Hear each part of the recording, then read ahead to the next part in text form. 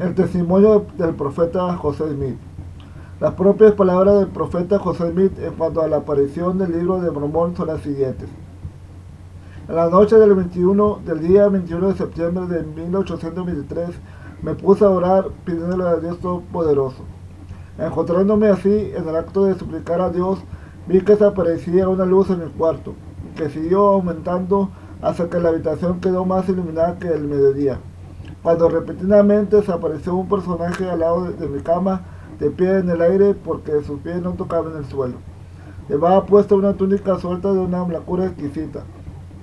Era una blancura que existía a cuanto cosa terrenal jamás había visto yo. Y no creo que existiese objeto alguno en el mundo que pudiera presentarse tan extraordinario brillo y blancura. Sus manos estaban desnudas y también sus brazos, un poco más arriba de la muñeca y de igual manera los pies, así como las piernas poco más arriba de los tobillos. También tenía descubierta la cabeza y el cuello y pude darme cuenta de que no llevaba puesta más ropa que esa túnica, porque estaba abierta de tal manera que podía verle el pecho. No solo tenía su túnica esta blancura singular, sino que toda su persona era gloriosa más que lo que se puede describir, y su faz era conmigo un vivo relámpago.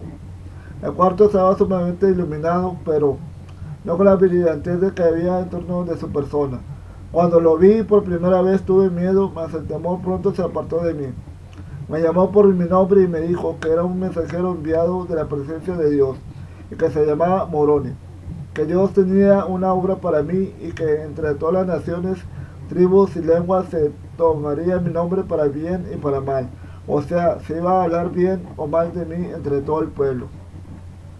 Dijo que se hallaba depositado un libro escrito sobre planchas de oro, el cual daba una relación de los antiguos habitantes de este continente, así como del origen de su presencia. También declaró que en el mismo él se encerraba la plenitud del Evangelio eterno, cual el Salvador lo había comunicado a los antiguos habitantes. Asimismo que junto con las planchas estaban depositadas dos piedras en aros de plata, las cuales aseguradas en un pectoral formaban lo que se llamaban el Urim y Tumim, que la posesión y uso de estas piedras era lo que constituía a los videntes en los días antiguos o anteriores, y que Dios las había preparado para la destrucción del libro. Por otra parte, me manifestó que cuando yo recibía las planchas de que él había hablado, porque aún no había llegado el tiempo para obtenerlas, no habría de enseñarlas a nadie, ni el pectoral con el Urim y Turim, sino únicamente a aquellos a quienes se me mandasen que las enseñaran. Si lo hacía, sería destruido. Mientras hablaba conmigo acerca de las planchas, se manifestó en mi mente la visión de tal modo que pude ver el lugar donde estaban depositadas y con tanta claridad y distinción que reconocí el lugar cuando lo visité.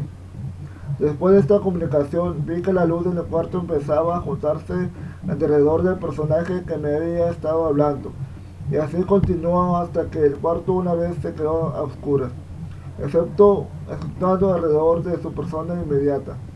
Cuando repentinamente vi abrirse algo como un conducto que iba directamente hasta el cielo, y él ascendió hasta desaparecer por completo. El cuarto quedó tal como había estado antes de aparecerse esta luz celestial. Me quedé reflexionando sobre la singularidad de la escena y maravilladamente grandemente de lo que me había dicho este mensajero extraordinario, cuando en medio de mi meditación y pronto descubrí que mi cuarto empezaba a iluminarse de nuevo.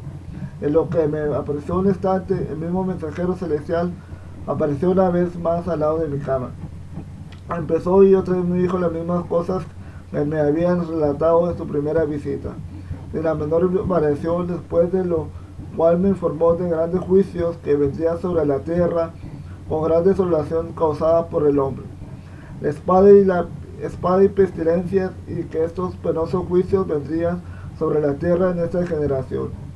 Habiéndome referido a estas cosas, de nuevo ascendió como lo había hecho anteriormente.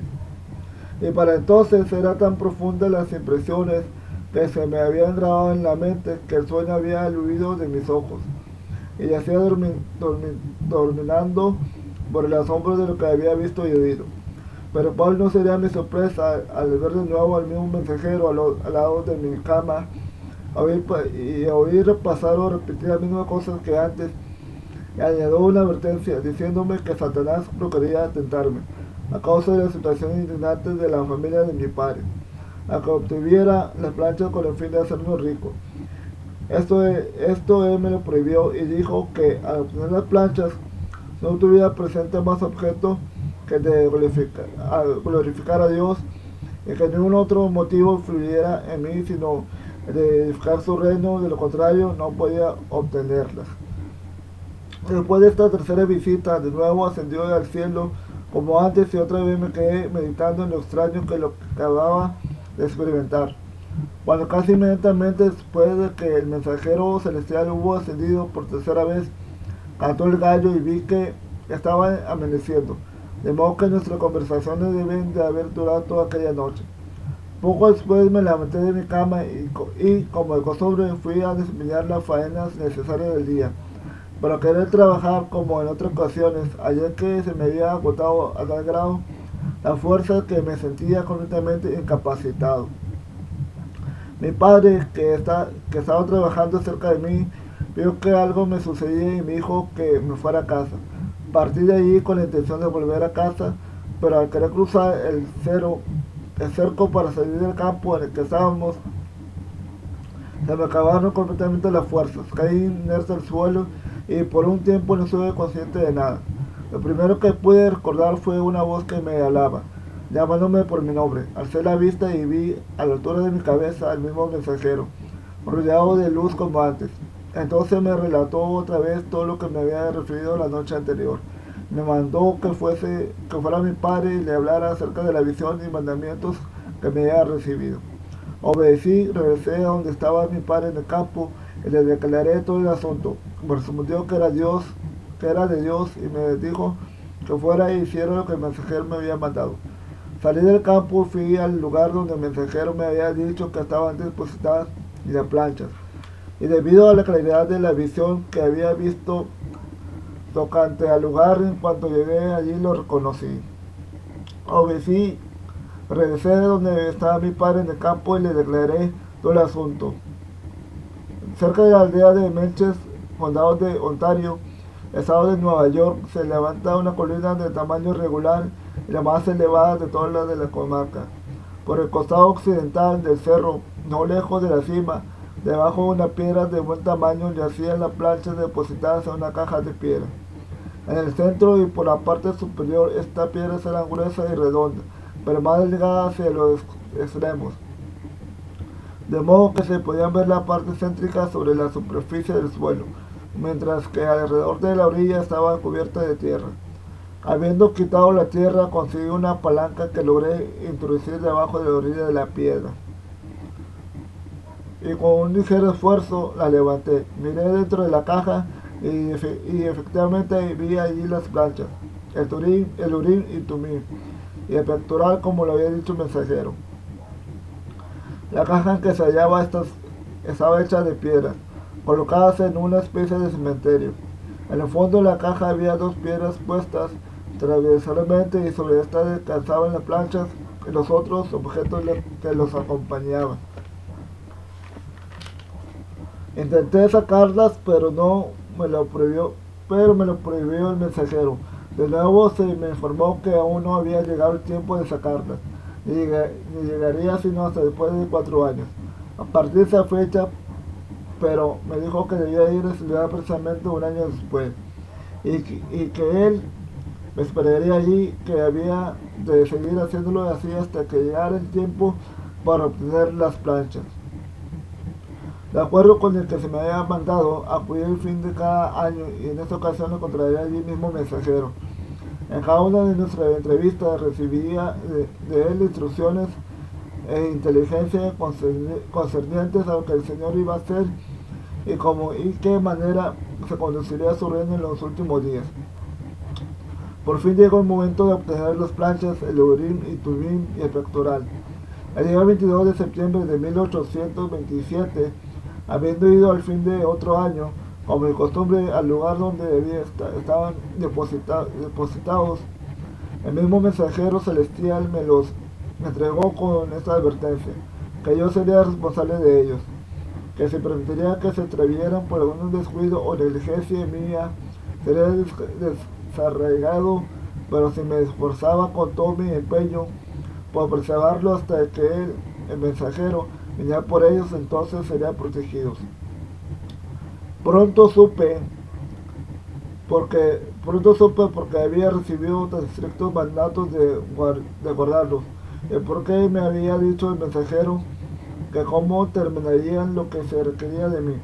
Me vendría por ellos, porque no bien se supo que yo los tenía. Comenzaron a hacerlas los más tenaces esfuerzos por privármelo de ellos. Se me ocurrió cuántas estratagemas se puede inventar para realizar ese propósito. La persecución llegó a ser más severa y encontrada que antes.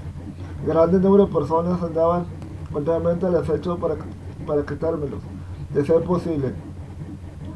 Pero mediante la sabiduría de Dios permanecieron seguros en mis manos hasta cumplir con ellos lo que me requirió de mí. Cuando el mensajero, de conformidad con el arreglo, llegó por ellos, se los entregué y él los tiene a su cargo hasta el día de hoy, 2 de mayo de 1838. Para una relación más completa, B.C. José Smith, Historia de la perla de gran precio.